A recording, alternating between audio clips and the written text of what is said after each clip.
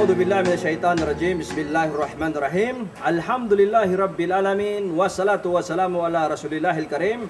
Amma ba'd. Assalamualaikum warahmatullahi taala wabarakatuh.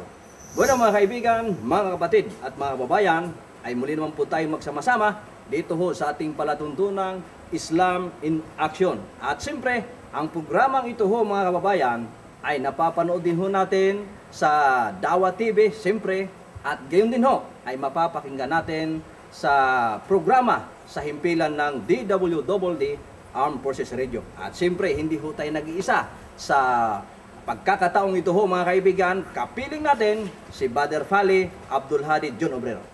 Bismillahirrahmanirrahim. Sa ngalan ng Allah, ang mapagpala at ang mahabagin. Of course, ang lagi nating dalangin sa Kanya ay sana maging katanggap-tanggap sa Kanya itong ginagawa natin. Yes, brother. Sapagkat sa kabila ng lahat na tayo ay abala sa ating trabaho, patuloy pa rin yung ating pagsisikap na siya ay mapagsilbihan. Yes. At of course, masaya tayo sa hapon na to dahil narito na naman tayo. At gusto ko nga palang sabihin sa ating mga listener, Brad. Yes, brother. May nagtitik sa atin yung mga viewer natin sa Canada at saka sa Amerika. Mashallah. Meron tayong mga kaibigan to ng mga kapatiran din at ay bitin na raw sila sa ano natin. Yung inaabangan ho nilang napapanood nila sa YouTube. So siguro, ikaw siguro mas higit na may karapatan magpaliwanag kung bakit hanggang ngayon wala pa yung kabuuan. Yes. Patikim pa lang. Yes, brother. Alam mo, nung nakaraan ho nating episode din naman, kasama natin si Derek Abdul Malik Angelo Carpio. At kanya nga hong pinaparating sa atin hong mga televiewers ho at sa mga kapatiran ho nating inaabangan ito.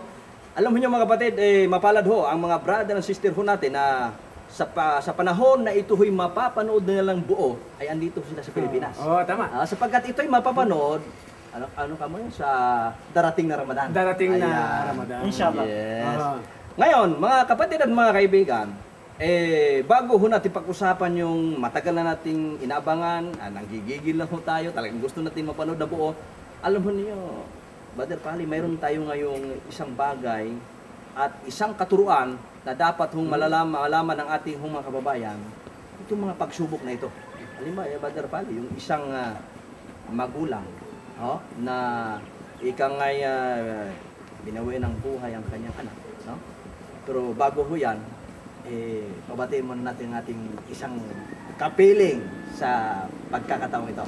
Magandang lalaki na. Siyempre. Mga kapatid at mga kaibigan, kasama namin ngayon si Ustad Farid Sandilina. A'udzu billahi minasyaitonir rajim. Bismillahirrahmanirrahim. Alhamdulillah. Alhamdulillahilladzi hadana wa ma kunna linahtadiya laula an hadana Allah. Asyhadu an la ilaha illallah wahdahu la syarika lah wa asyhadu anna Muhammadan abduhu wa rasuluh. Amma ba'd. Assalamualaikum warahmatullahi taala wabarakatuh. At gayon pa man, lagi tayong magpapasalamat kay Allah Subhanahu wa taala sa oras na ito, sa araw na ito. Dan dahil sa kanya, pinahintulutan niya na mangyari ito bilang isang dawa sa mga kapatiran natin na laging sumusubaybay sa ating programa, ang Islam in Action. Dito sa damang makikita ito sa YouTube. YouTube. YouTube. Yes, kapatid. So, lagi tayong mihingi ng gabay na sana'y palawakin pa ang ating magagandang gawain, inshallah. Inshallah. Yes. Yan ho mga kaibigan at mga kabayan, kapiling natin si Ustad Farid at ito ho ay lagi na ho nating makakasama at lagi na ho ninyong mapagpulutan ng aral ang kanyang ibabahagi. Ngayon, Brother Fally, ang ating hong pag-uusapan at ibahagi sa ating mga kababayan, yung ating nabanggit kanina. No, dahil paano ba tanggapin? Alam mo, brother, Oo. tayo naman nanggaling tayo sa ibang relihiyon Ibang bago tayo paniniwala. Nung ako ay hindi pa isang ganap na Muslim, talagang napakahirap tanggapin. Napakahirap. Para sa isang magulang na magdilibingan ang anak mo. Kasi ito ay taliwas doon sa kalakaran Yung nakikita Oo, natin. hindi ito normal Oo. Ang normal kasi, yung mga anak ang naglilibing sa magulang. Naghatid sa So kanyang siguro sa magulang. akin ngayon, malaki ang pagkakaibahan nung ako ay hindi pa Muslim at ngayon Muslim na ako. Dahil kung naiintindihan mo lamang ang turo ng Allah, ang turo ng reliyong Islam sa mga taga-sunod at sa mga mananampalataya, kung ano ba dapat ang nagiging pagtanggap ng isang ama o isang magulang na naglilibing sa kanyang anak. Subalit, kapiling natin ngayon si Ustad Farid at ito higit niyang nalalaman kung ano ba yung itinuro sa ating mga Muslim tungkol sa kaugalian ng isang masunurin at Muslim na talagang ika nga sumusunod sa katuruan. Ano nga ba, Brother Farid, ang katuruan ng Islam sa ganitong uri. Pagkakataon na yan. Halimbawa, Yes, yung kapatid. isang magulang, binawian ng kanyang anak ay binawian na ng buhay. So, paano ba ito tanggapin ng isang Muslim. magulang o ng isang Muslim? Ikaw brother, bilang isang Muslim, paano mo tatanggapin Yes. yung pangyayari na yung anak mong pinakamamahal at pinakahihintay-hintay mo? Imagine, siyam na buwan ito sa Siya pupunan ng iyong asawa. Pinanambi ka mapaglaba, subalit masasabi natin sa kasamaang palad o kabutihang palad ba ang tamang terminong gamitin natin? Sa hindi inaasang pagkakataon. Hindi inaasang pagkakataon. Oo. Kasi sa akin, Oo. para sa akin, bilang isang Muslim, sa kabutihang palad. Yes, Pero yes, sa ibang kasama natin, ang sabi nila, sa kasamaang Kasamaang palad, palad. 7 buwan pa lang, ay binawi na sa Binawi akin. na mo. So brother, paano mo ba tatanggapin ito? Bukod dun sa 5 haligi Mhm. ng Islam na obligado sa atin, ay meron din tayong 5 haligi. Ika nga ay 5 haligi na pananatilihin natin sa ating mga puso. Aha. Ng bawat nakikinig sa atin, ng mga Aha. kapatiran natin. Meron tayong 5 panatilihin sa ating mga puso. Aha. Bukod dun sa 5 haligi ng Islam. Mhm. Una, ang tinatawag na as-sukur. Syukur. As-sukur, ang pasasalamat. Aha. Ang pasasalamat kapatid. Mhm. Unang-una, ang pasasalamat natin. Lagi tayong magpapasalamat Mm. sa dakilang tagapaglikha. Ano man ang binigay sa atin, ano man ang kaliit o anong kalaki, ay lagi nating sasabihin Pasasalamatan. na lagi tayong nagpapasalamat. Mhm. Dahil saan man ano man ang kanyang pinanggalingan, sino man ang may likha sa nakikita natin. Oo. Inong kapaligid sa Oo, atin. nakakapaligid sa atin, oo. Ng mga lumpian. Oo. lumpian. So, yan ay para sa atin, kapatid. Ha?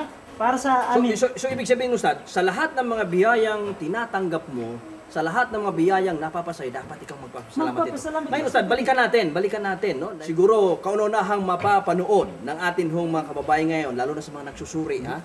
Lalo na sa mga kapatid natin na ikaw nga'y dumanas na ng ganung pagsubok, Brother Pali, no? Na binawian na ng buhay ang kanyang anak. Mahal sa buhay. So, nagkaroon siya ngayon ng reaksyon dito, no?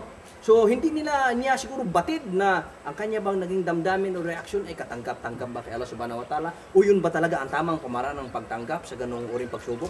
So ngayon, Ustad, isang pagkakataon ngayon na mapapanood ng atin mga kababayan at maunawaan, ano nga ba ang dapat na maging reaksyon, maging damdamin ng isang magulang na kapag siya'y dinatnan ng ganung uring pagsubok? Ano ba ang aral ng Islam pagdating dito? Dahil tulad ng sinabi ni Brother Pali, napakahirap tanggapin ito. Punta tayo sa pangalawa, ang tinatawag na as-sabar.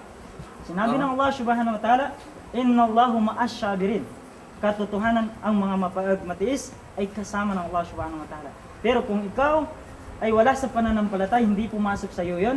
Na sinabi ng Allah Subhanahu wa Ta'ala, makikita mo sa mga tao na minsan meron kang mapapansin na pag binigyan sila ng Allah Subhanahu wa Ta'ala ng isang pagsubok, ay makikita mo na para silang mababaliw kung wala sa kanila yung as-sabar. As-sabar. Oh, yung tinatawag na Pagtitiis. pagtitipi. Ito ang sabi ng Pagtitimpi. Propeta Muhammad sallallahu alaihi wasallam.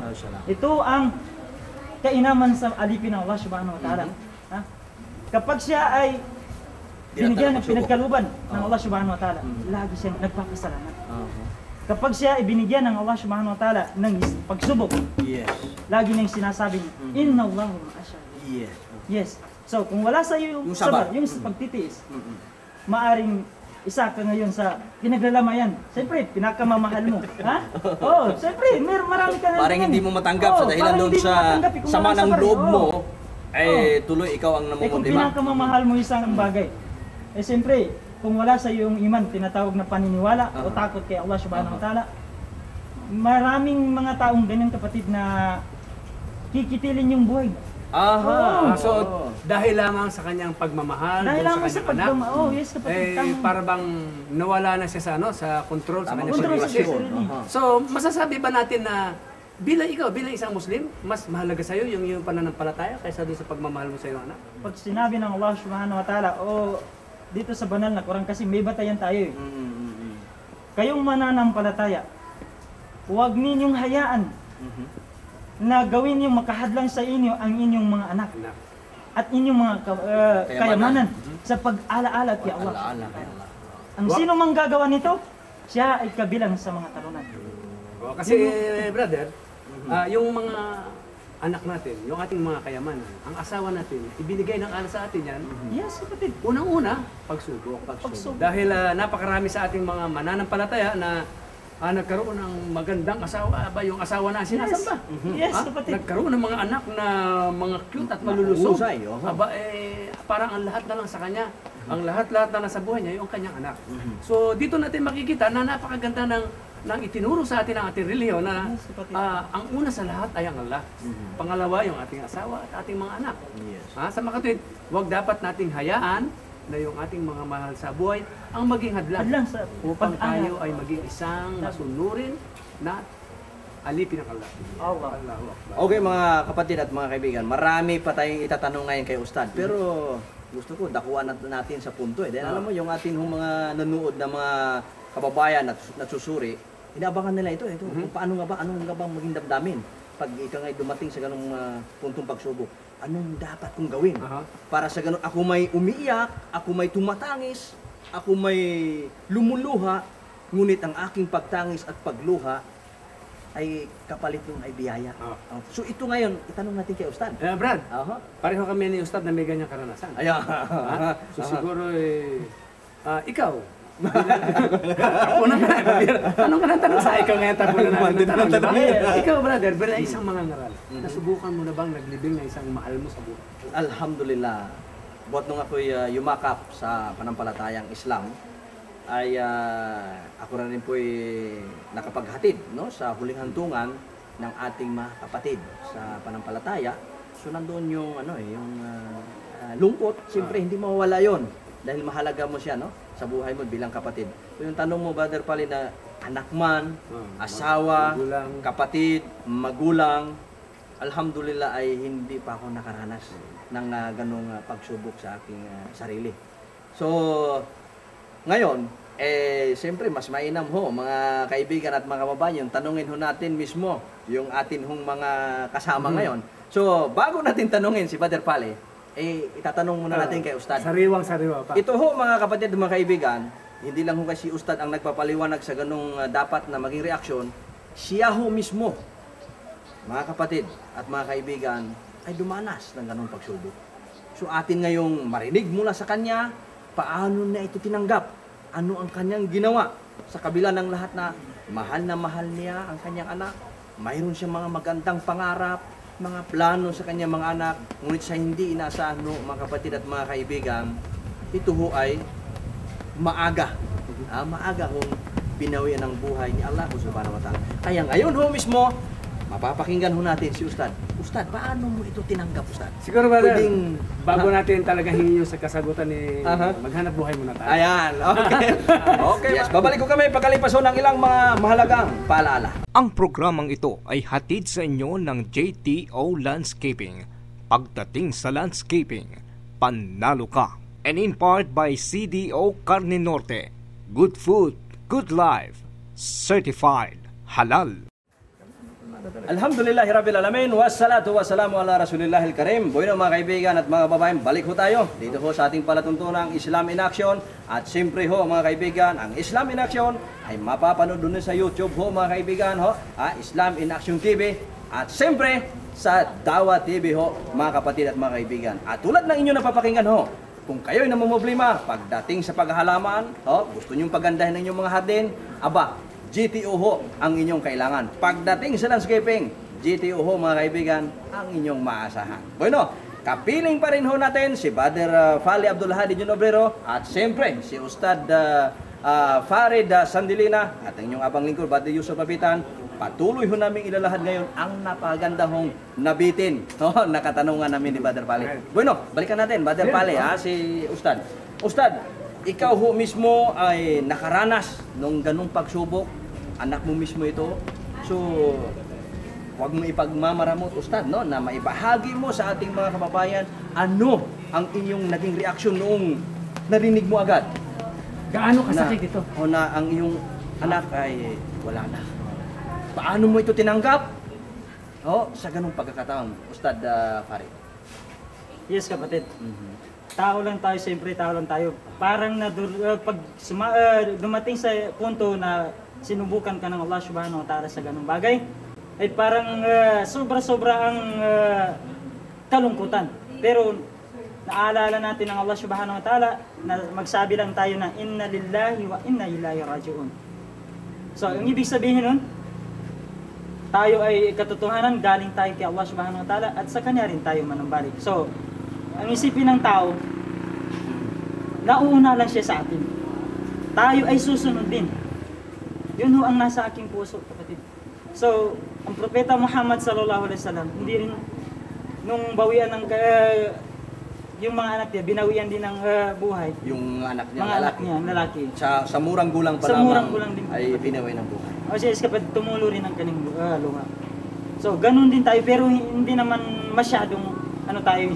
So ibig sabihin Ustad ay hindi mo rin nagawang mapigil talaga ang pagpatak ng iyong luha at talagang masabi ho natin na yung lungkot bang hindi mo kailanman siguro naranasan, naramdaman, ngunit sa pagkakataon na yun ay bigla na lamang dumating sa iyong sarili. Yes, kapatid. Ang hindi ko matiis nung kapatid, nung magsisiyakan, niyakap nila yung aking anak kapatid. Sino yung mata? Yung mga bayaw ko, yung mga asawa ko, tapos yung mga kaibigan natin na hindi pa Muslim. Yung Nandun kapitbahay mo sila, namang hindi Muslim? kapitbahay natin mismo kapatid. Nandun sila, nakikirami sila. Aha. Pero yun ang hindi ko natiis kapatid.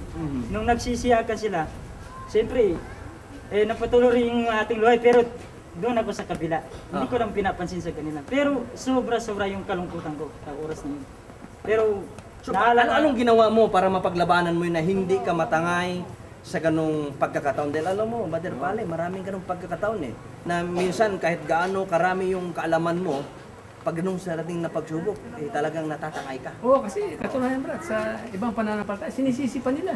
Yes, Sinisisi pa nila ang dakilang lumikha, di ba? Maririnig tayo dyan, sasabihin, Diyos ko, bakit kinuha mo Bakit siya yung anak pa? ko? Yes, Bakit kapatid. siya pa? Ang dami naman. Di ba? Meron Ang babait ng silang anak mo. komento, oo. Kaya nga ito ang kainaman sa Muslim na maalam eh. Kasi lahat tayo may hangganan eh. Hindi natin alam kung kailan tayo lalagutan ng iniyaw, kailan tayo babawiin ng buhay. Sinabi ng Propeta Muhammad sallallahu alaihi wasallam, ganun pa man kapag ang anak mo na hindi pa binawian na ng buhay, na wala pa sa sapat na pag-iisip, sa murang edad pa lang, ang sabi ng Allah Subhanahu wa Ta'ala, nung utusan niya ang mga anghel, ano ba ang sinabi ng kanyang mga magulang? So sabi ng mga anghel, ang kanyang mga magulang ay nagtitiis at sinabi niya, inna lillahi wa inna ilaihi raji'un. So sabi ng Allah Subhanahu wa Ta'ala, gawan mo sila ng mansion doon sa paloob ng paraiso.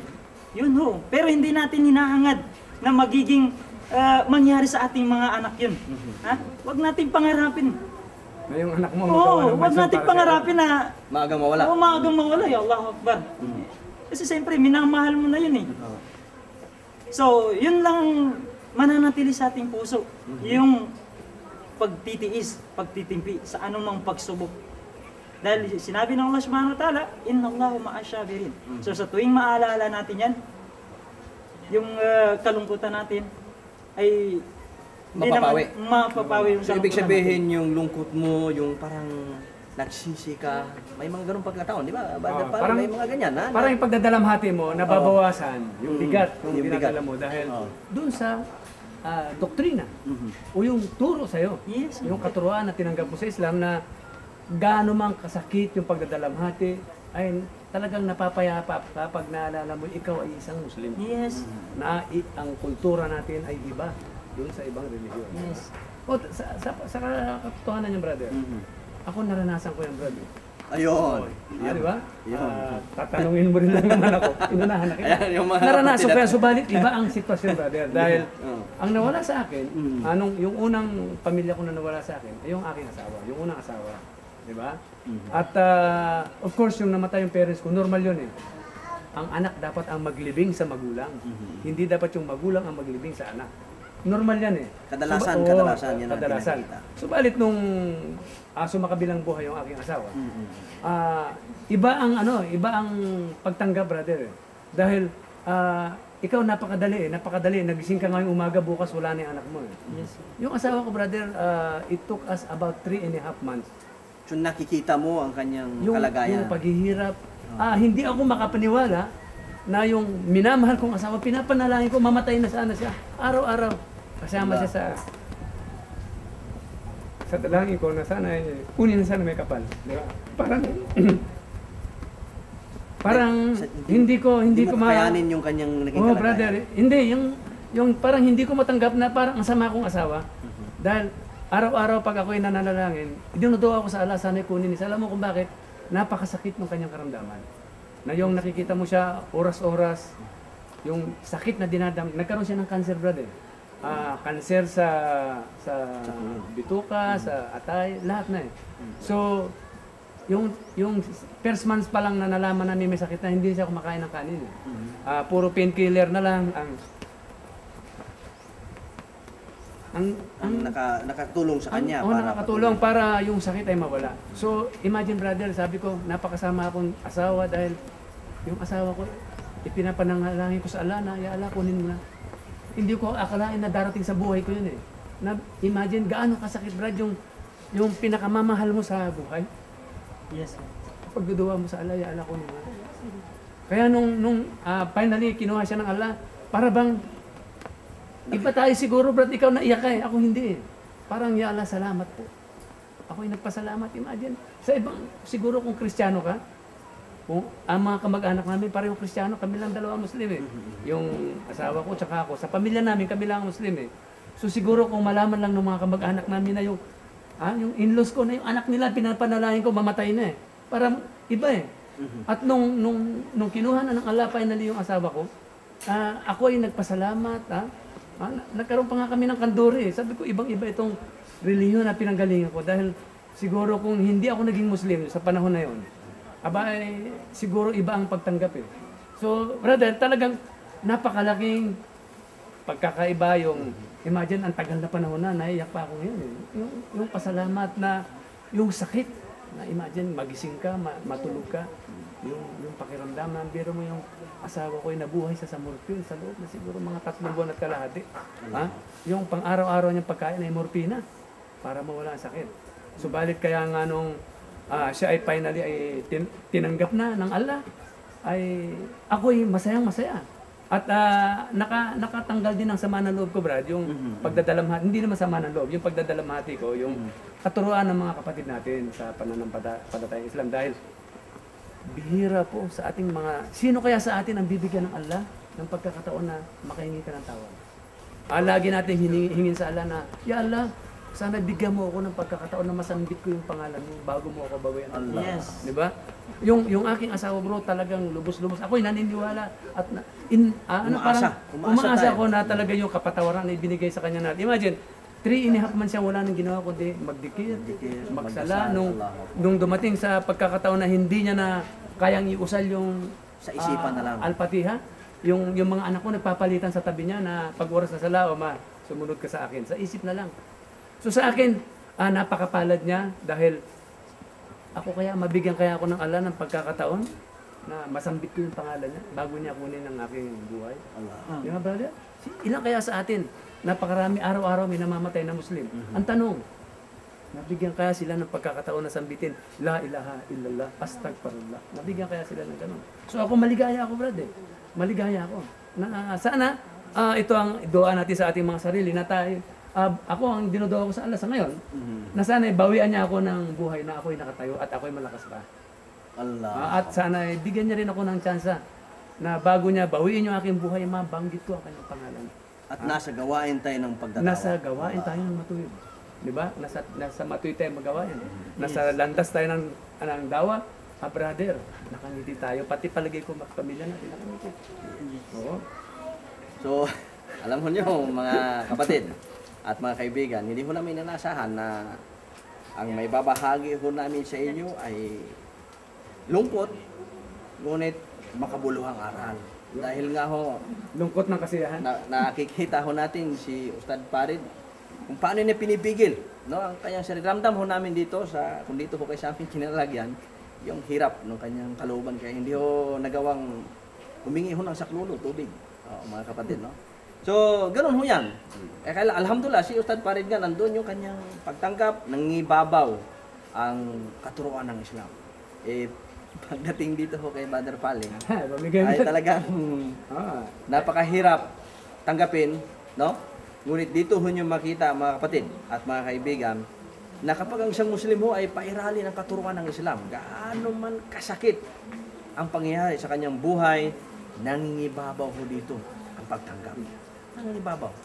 Tulad kay Brother Pali, nasabi nga niya, ito ba kay kasalanan na akin na hindi dulog kay Allah ang ganong kalagayan? Tapusin mo na yung hindi natin masasabi na siya ho ay nagkakasala. Allahu alam. Pero maganda ang kanyang intention. Yes. Yes, ganun eh. Maganda ang kanyang So, intention. yun hong pagbanggit ho ng ganong kalagayan ho mga kaibigan, wala naman hong pinagkaiba yan, na kapag ikay manalangin, hinihingi mo sa Allah, Ya Allah, bawian mo ko ng buhay, nasa gawain ako ng pagdadawa. Ya Allah, bawian mo ko ng buhay na ako'y gumagawa ng iyong kalooban. Ay, kung yun din ho ang idalangin mo sa iyong mahal sa buhay, sa iyong asawa, sa iyong mga anak, normal yan. Kahit ako man, ay manalangin ako. Hindi dinalangin ko yun na aking mga asawa at mga anak ko. Ay bawian ho sila ng buhay na sa huling pagkakataon na nandun pa sa kanilang ulirat, mga kaibigan, ay mabanggit din nila lang, Ashhadu an la ilaha illallah wa ashhadu anna Muhammad Rasulullah. Yun ang pinakamainam.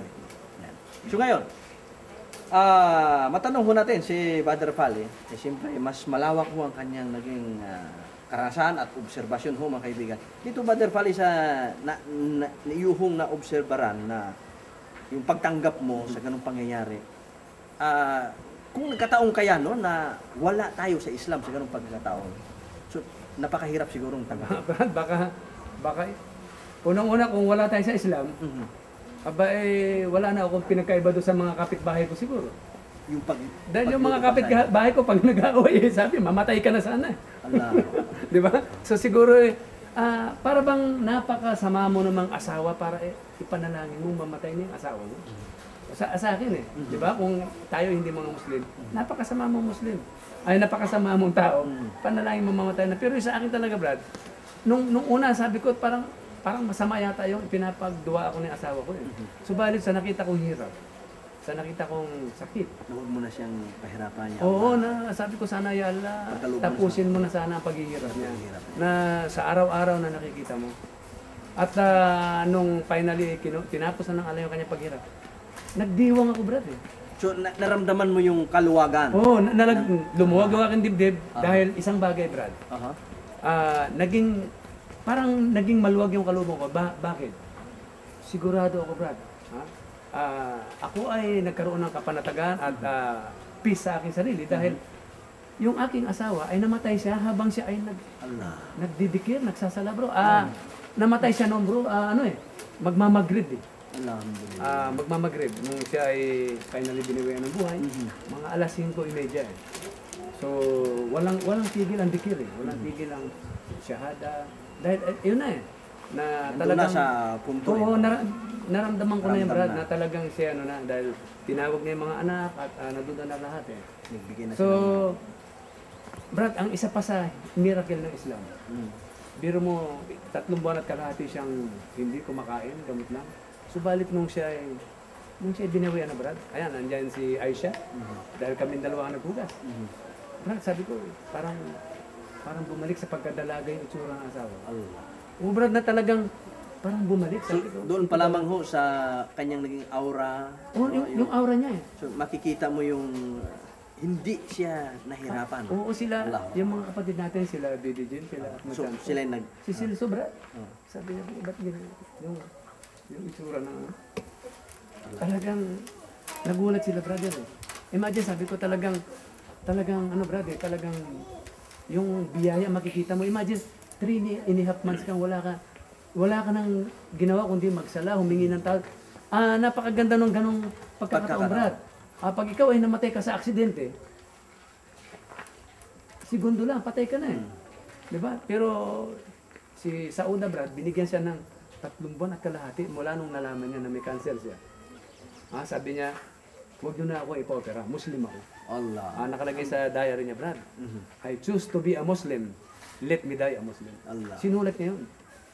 Meron pa kaming, Brad, kala ko magkakaroon na ng ng problema doon sa side nung Oo, dahil alam mo yung mga in-laws ko, mga Kristiyano sila, nagdala na ng pare. Mga 3 days before, nagdala ng pare na habang mayroon pang hininga si misis mo. yung anak namin, gusto namin pabinyagan ulit. Brad.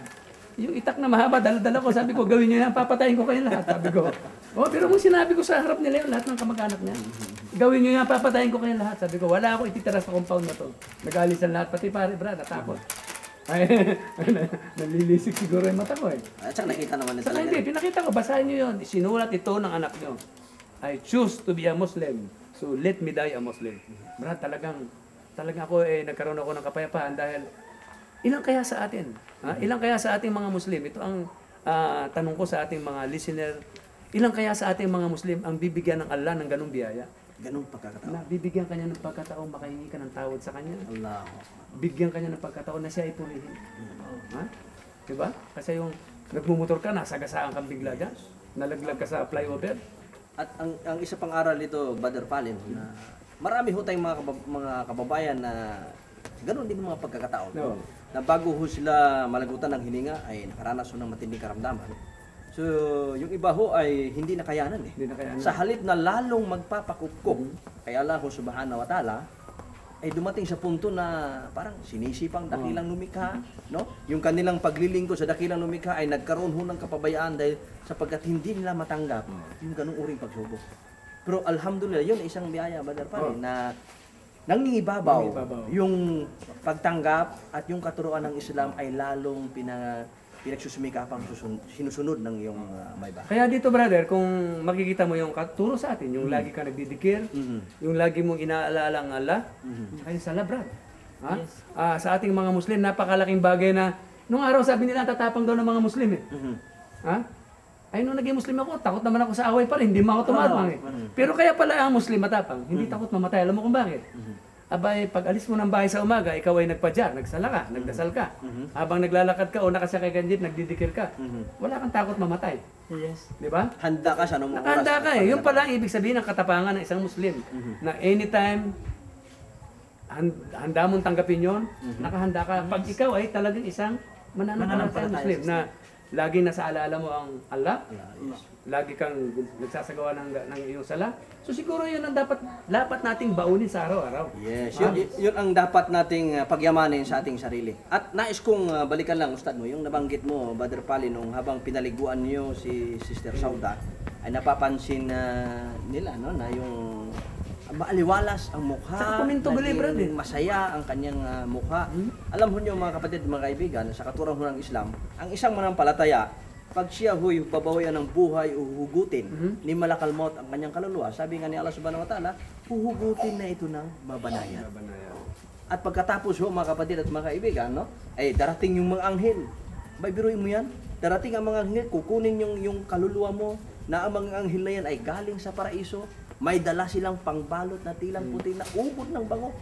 At pagkatapos ay babatiin siya ng assalamualaikum at iparating sa kaluluwa na yon ang pagpapala ni Allah subhanahu wa ta'ala para sa kanya. Allahu Akbar, na mababa sa kanyang paraiso sa dahilan siya ay sumusunod sa kalooban ni Allah. Okay, Allahu brother. Akbar. Yes. Gawin natin. Aba, Kailangan maghanap po kayo. yes. Bueno, bago ho naman tayo magpatuloy sa makabagbag damdamin ho ng mga aral na ibinahagi ni Ustad Farid, ni Brother Pali ho pala, mayroong tinatago mga kaibigan na mapagpulutan ho natin ng aral. Bueno, kami ay magbabalik pagkalipas lamang ho ng ilang paalala.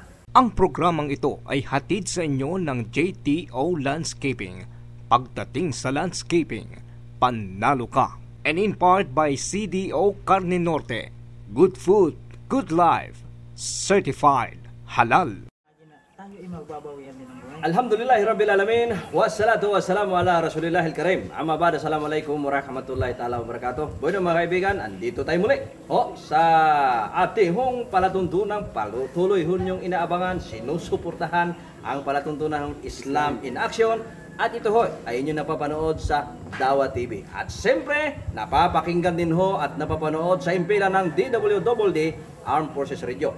Sa ganap hong alas 8 hanggang alas 10 sa araw ho ng Biyernes at Sabado ho mga kaibigan ng gabi. Kaya kami ho nagpasalamat sa patuloy ho niyong pagsuporta. At doon ho sa inyong inaabangang mga kwento ni Lolo Damusloy sa Barho. Tulad na sinabi nga ni Ustad kanina, inalahama sabihin, kung tiis lang ho, ilang buwan na lamang, mapapanood na ho natin yan. Okay, balik tayo.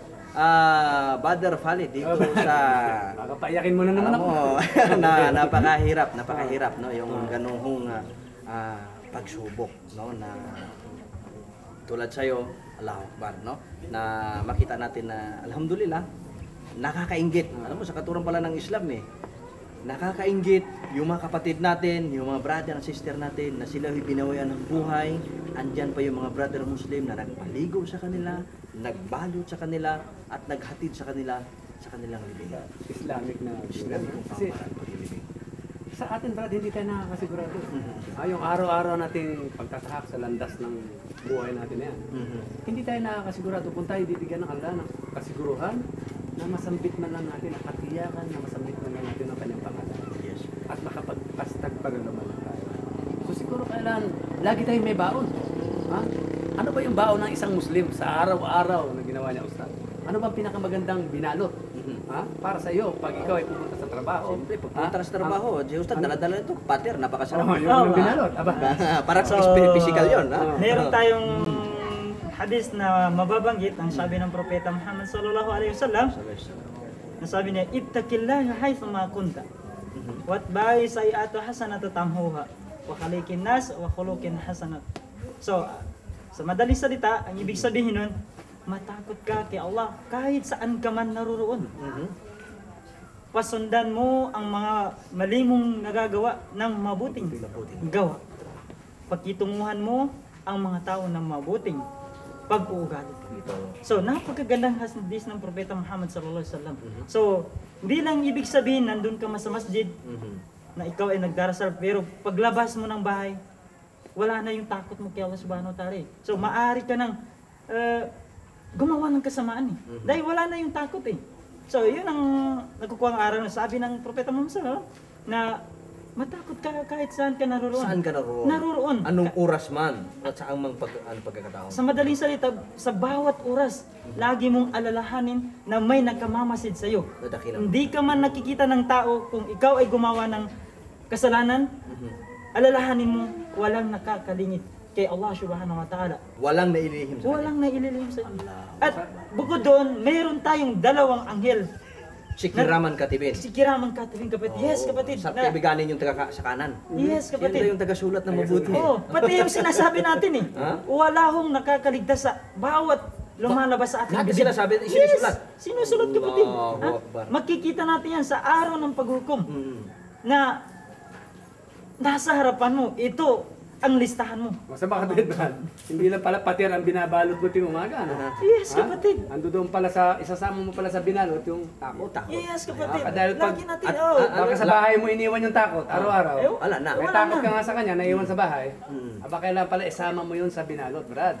Yung takot, Yes. yung pag-aalala, Yes. at yung kanyang ano. So laging yan ang laman ng puso mo Yan ang- at isipan. Yes. So, ibig sabihin pala, Ustad, tulad na sinabi mo, may anghel sa kanan, may anghel sa kaliwa, Kiraman at Katibin yun, no? Yung Yes. tagapagsulat ho, mga kaibigan, mayroon mo tayong sekretary. Ha? Yes. Tagapagsulat ho ng lahat ng ating ginagawa, mabuti at masama. Balikan lang natin, yung tungkol sa takot, Brother Pale, no? At napakaganda ho itong, Ustad, na atin hong patuloy na ipaunawa sa ating mga babayan na kinakailangan matakot tayo sa kaparusahan ni Allah subhanahu wa ta'ala na inilaang sa bawat pagsuway natin.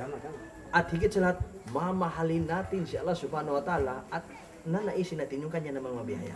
So, ibig sabihin, kahit saan tayo naroon, sa anumang kalagayan tayo, nasa kasaganaan man, sa kahirapan man, sa pighati man, sa kalumbayan man ng iyong kalagayan, dapat nandoon yun lagi sa puso mo yung Takot. pagmamahal at takot Yes.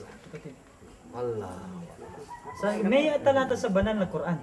Ang sabi ng Allah subhanahu wa ta'ala, wa may yartadid minkum an dinihi fayamutu wa huwa kafirun habita a'maluhum fid dunya wa ulaika ashabun nari wa ulaika humul khasirun. Ha?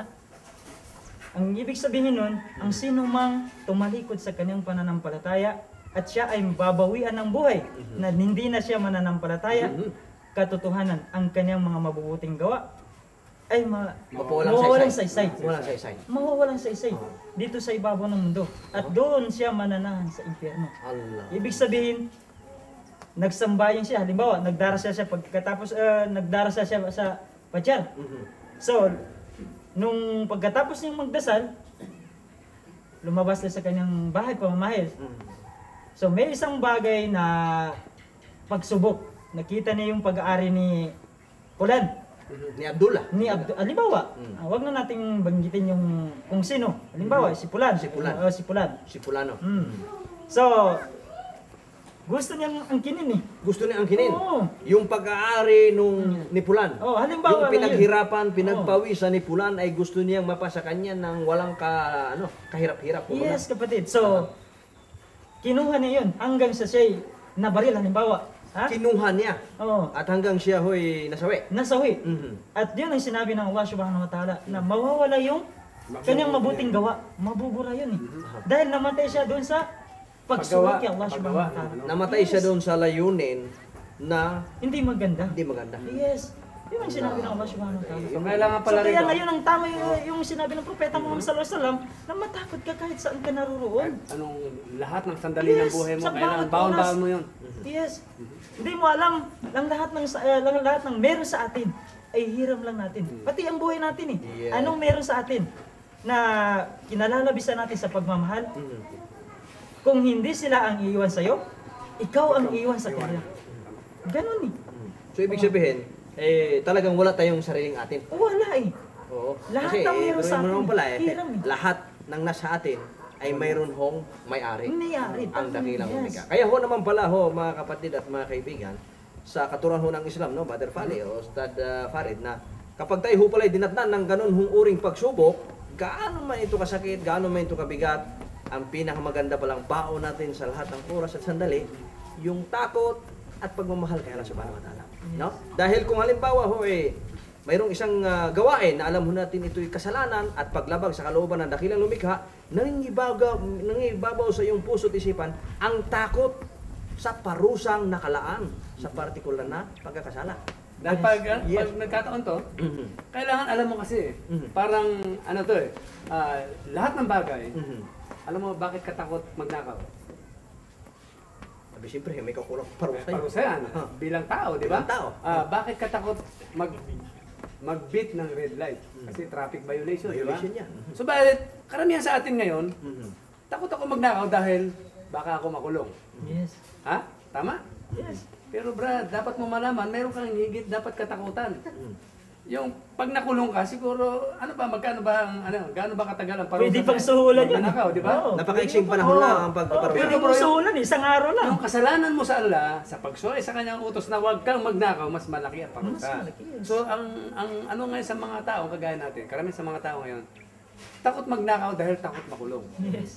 Takot mag-violate ng traffic rules kasi Mahuli. matitikitan, matitikitan, di ba? Takot pumatay ng tao dahil habang buhay. So, Nakalimutan. parang nakakainis na, Brad, dapat lagi nating isa-isip yung parusa na ginawa o minandato ng tao, panandali ang parusa lang yan. Dahil mas higit ang parusa sa kabilang buhay. So, siguro, kailangan, para natin mapanatili yung takot, yung pagmamahal, kailangan ano ba ang kapalit nito? Sa lahat ng gagawin natin, ano ba ang kapalit nito? Ano ba ang kapalit pag gumawa ako ng masama? Huwag nating isipin, makukulong ako, hindi. Dahil, Brad, kung ikaw ay ikulong sa impyerno, naglalagablab na ako, kahit isang segundo lang, Yes. Napakahirap. ayaw mo. yes. Mga tao ngayon natatakot dahil baka makulong eh. Hindi niya natatakot itatapon sa impyerno. So dapat kailangan alam natin lahat yung consequence ng lahat nating action. Lahat ng ating gawain, dapat alam natin kung ano yung consequence. Dahil pag hindi natin alam yan, nawawala yung takot sa Allah. So bueno mga kapatid at mga kaibigan, napakaganda ho itong ating pinag-usapan ho, no? Ito ho lalo nating nadagdagan yung ating kaalaman, no? Ano pa lang dapat nating babaunin sa bawat oras at sandali. Pero bago ho yan, para patuloy ho ninyo mapakinggan sa radyo ang ating programa at patuloy ho ninyo napapanood dito ho sa Dawa TV ang ating programa, tayo ho muna ay maghanap buhay. Kami ho magbabalik pagkalipas lamang ho na ilang paalala. Ang programang ito ay hatid sa inyo ng JTO Landscaping. Pagdating sa landscaping, panalo ka. And in part by CDO Carne Norte. Good food, good life. Certified halal. Alhamdulillahi Rabbil Alamin. Wassalatu wassalamu ala Rasulillahil Karim. Amabad. Bueno, balik tayo ho mga kaibigan dito ho sa ating programang Dawa TV. At siyempre dito sa Islam in Action ho mga kaibigan. Ang programang ito, ay hatid ho ng GTO Landscaping. Ayan. Kaya kung kayo ho ay may mga kakilala, kamag-anakan na namumblema sa kanilang mga hardin kung paano pagandahin ito sa mga kombinasyon ng mga halaman, yan ho ninyo maasahan ang GTO Landscaping. At siyempre, sulit din ho kayo sa pagsuporta nyo sa GTO Landscaping sapagkat ang biyayang pinadaan riyan ay napapakinabangan ho natin sa ating dawa ho mga kaibigan. Lalo na din sa Islam in Action at sa Dawa TV ho mga kapatid. Bueno, Brother Pale. Kaya sa Ba? Islam in Action at sa JTO, wala kang talo. Ayan. Panalo at sigurado. Garantisado. Yeah. Ayan. Okay, so balik tayo dito, Brother Fale, no? Ustad Pare, dito ho pala sa dapat na maging laman ng puso't isipan ng isang tao. Tulad ng binanggit mo nga, Brother Fale. At totoo yan, umiiral ngayon yung takot sa batas, no? Takot sa magulang. Kaya ho, sa panampalatayang Islam, pinakamainam pala, Ustad, yung takot sa dakilang lumikha ang siyang mangibabaw. Dahil kita mo bro, nakakalungkot ano? Aha. Ang ating bansa sa ngayon ay nananatiling mahirap. Bakit? Yung mga mambabatas, walang takot sa batas. Sila gumagawa ng batas eh. Di ba? Subalit kung ituturo natin sa ating mga mambabatas ang takot sa dakilang lumikha. Dahil wala silang ligtas doon. Wala silang ligtas sa kaparusahan. So paano ka matatakot? Ikaw mismo yung gumagawa ng batas. Di ba? So dito sa akin, napakaganda nung talakay natin sa araw nito. No? At dito ko na pagtanto, napakalaking Tagalog. Siyempre, nagawa natin yung directory. Na talaga palang walang katapat yung araw-araw mayroon kang baon. Yeah. Pambihira, kung baon mo araw-araw ay patir. Di ba? Kailangan pala sama-sama, isasamahan mo ng takot sa Allah, pagmamahal sa Kanya, at yung pag-aalala.